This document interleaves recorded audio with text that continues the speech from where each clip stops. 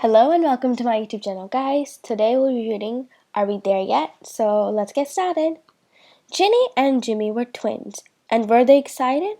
They had just completed kindergarten, and because they did so well, were going to the big zoo in the city. After they got into the family car's back seat, Mom checked their seatbelts and Dad said, "If everyone is ready, then let's get the journey begin."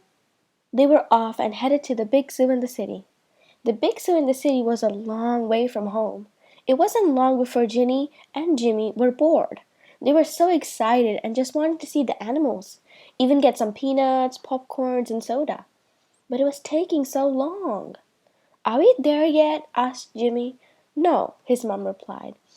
"It will be a little while. Why don't you and Ginny look out the window and count the pine trees?" Jimmy looked at Ginny and then tried to look at the window, but they were too low in the seat to see anything. Ginny grumbled, "Dad, we can't see out the window. Are we there yet?" "Yeah, are we there yet?" Jimmy sang out. "We are getting close," Mom chimed in. "Why don't you both sing a song? That will help pass the time." "Okay," Jenny said.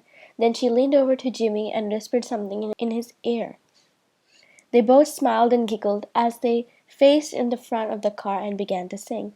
"Are we there yet? Are we there yet? Are we there yet? Are we there yet? Are we there yet? Are we there yet? Are we there yet?" Their dad looked at their mom and said softly, "I don't know about you, but I'm glad we're here."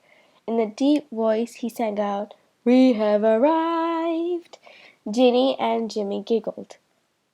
Jimmy and Ginny had such a fun day. They visited every animal, had fun in the petting zoo, and ate hot dogs, popcorns, and peanuts. Soon it was time to leave. Mom got their seatbelts on and they were headed home. "I hope they're tired and fall asleep," Dad whispered to Mom.